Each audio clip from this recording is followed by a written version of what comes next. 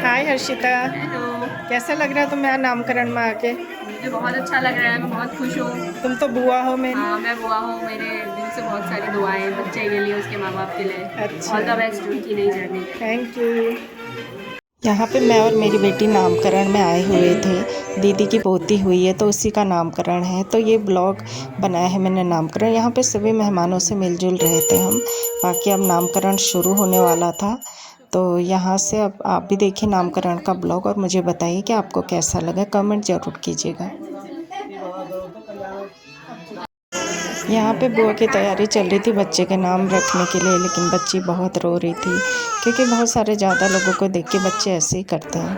यहाँ पे पंडित जी सभी के हाथों में कलावा बांध रहे थे। अब फिर इसके आगे नामकरण शुरू होने वाला था। मघा नक्षत्र में पैदा हुई है, आपकी चौथे चरण में। यहाँ पे पंडित जी ने बताया कि बच्ची कौन से नक्षत्रों में पैदा हुई है और क्या क्या उपाय करने पड़ेंगे जिस वजह से जो पापा पे जो ग्रह भारी हैं वो ठीक हो जाए। आप भी ज़रूर सुनिए। जब भी बच्चे पैदा होते हैं तो पंडित जी से ज़रूर उनके बारे में पूछा जाता है।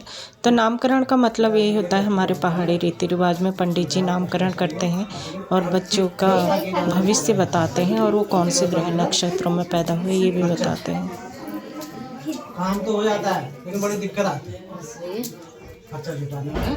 काम तो हो जाएगा आपका, लेकिन थोड़ा सा बीच में तो उसमें पैदा हुई है क्या ये? सबसे पहले सूर्य देव को जल चढ़ाना है 7 रविवार।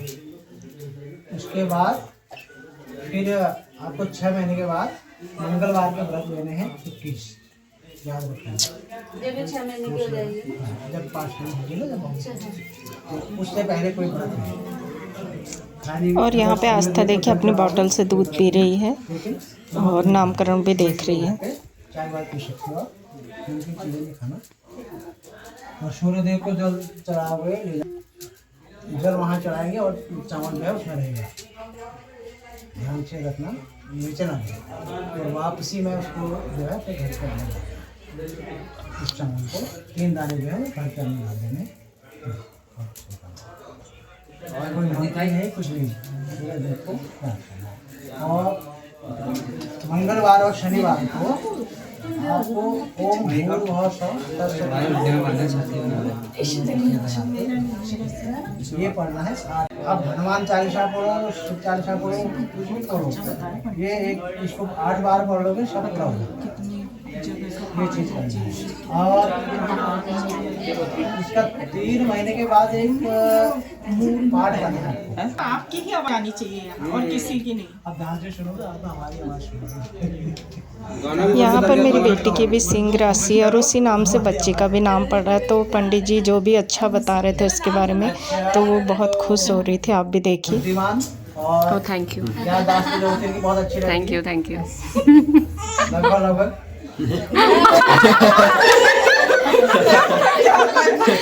लगभग लगभग हो गया। पूरी तरह से लगभग नहीं, पूरी तरह। और ये जो है ना बच्चे आगे जाके आपके संगीत में तेज रहेगी, तो कला केंद्र में इसका रुचि ज्यादा तभी रहेगी। ये शंख की आवाज से चुप हो गई। हाँ। ये धार्मिक भी है लड़की, क्या बात है। जहाँ भी ये सुनेगी ना शांत हो जाएगी। अच्छा, कहीं भी वह है भजन चलाना अब इसके लिए रोज। ऐसा चीज लेके आई हुई अपने साथ, तो कहीं के आप आरती करो कुछ भी करो बच्चे चुप हो जाए। अच्छा, अभी हमने उसका प्रैक्टिकल कर लिया ना, संख्या सुना उसने। कौन सा इसी तरह से हंसी मजाक करते हुए लोग नामकरण देख रहे थे। अच्छा लग रहा था बहुत, जब सारे लोग इकट्ठे होते हैं तो कुछ बातें होती हैं। तो अब नामकरण शुरू हो गया था, नाम रख रहे हैं बच्चे का। प्रतिमा, माधुरी, ममता, ममता, मीना, मीना। मानसी सुन रही है? सुन रहे को नाम धर जाएंगे पंडित जी। मानसी, जवान कान पर लगा हुआ, जल्दी करो। मानसी, मानसी, कल फिर से बोला था मानसी। माधुरी, माधुरी, ममता, मीना, मीनाक्षी। मीनाक्षी। इनके पापा को मीना, नमिता, माधुरी, माधुरी, महिमा, महिमा, ममता, ममता, मीना, मीना, क्या कह रही हो आस्था? माधुरी, ममता, महिमा, महिमा मीना। चलो माधुरी मम्मी की आवाज़ पसंद आई। महिमा माधुरी, ना दीदी की आवाज आई ना सोनू की माँ की आवाज आई हाँ,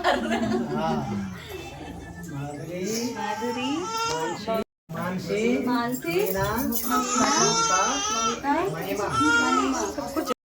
यहाँ पर मामा मामी जो बच्चे के लिए झूला लाए थे तो पंडित जी ने झूले को पहले धूप दिखाई, फिर इसमें कलावा बांधा और थोड़ा दूब रखा।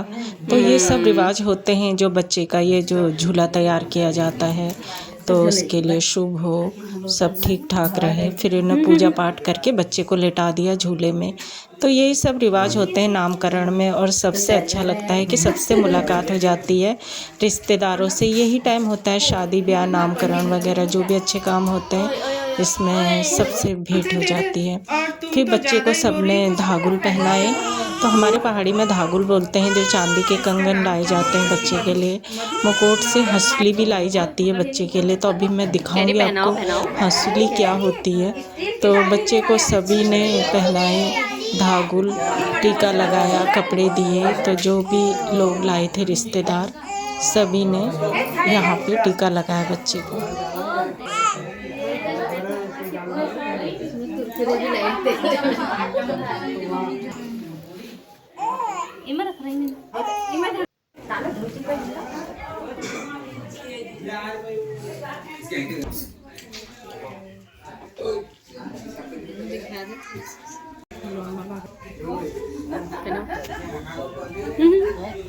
छुटकन से पैर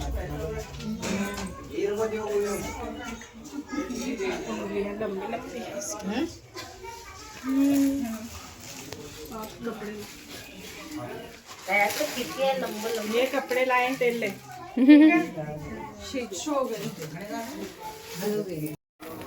बोला मुकोटी एरिया करना कुली भरो झूल धागुल लिखरी केले लिखरी बहुत ही बड़े हो गए। फिर इधर दिखा। धागुल लिखा है ये देखना। अब अलग से में ब्याह होना था जल्दी जल्दी बड़े हो जाओ, ये फिट होएंगे फिर। बोला मतलब 101 रुपए लगा 1100 लगाए केले लिखाई। यहाँ पे बच्चे के लिए कपड़े भी लाए थे, छोटे छोटे स्वेटर लाए थे हाथ के बनाए हुए जो बहुत ही प्यारी लग रही थी। और सब लोग खुश हो गए थे स्वेटर को देख के। तो कुछ लोग पीछे से भी बोल रहे थे कुछ ना कुछ, सभी अपनी अपनी बातें कर रहे थे। तो दोस्तों बेटियों को बहुत खुशी होती है जब बेटियां ही होती है। तो इसी तरह मेरी बेटी भी बहुत खुश थी छोटी बच्ची को देखकर, बुआ बन गई थी वो। ये लो, अब सर्दी में खूब पहना पर इतनी तुम्हारे हिसाब से बहुत ही ज्यादा बड़ी लग रही है मुझे देख के। अब था यहाँ पे सभी का खाना, सब लोग नीचे बैठ के खाना खाते, बहुत अच्छा लगता है।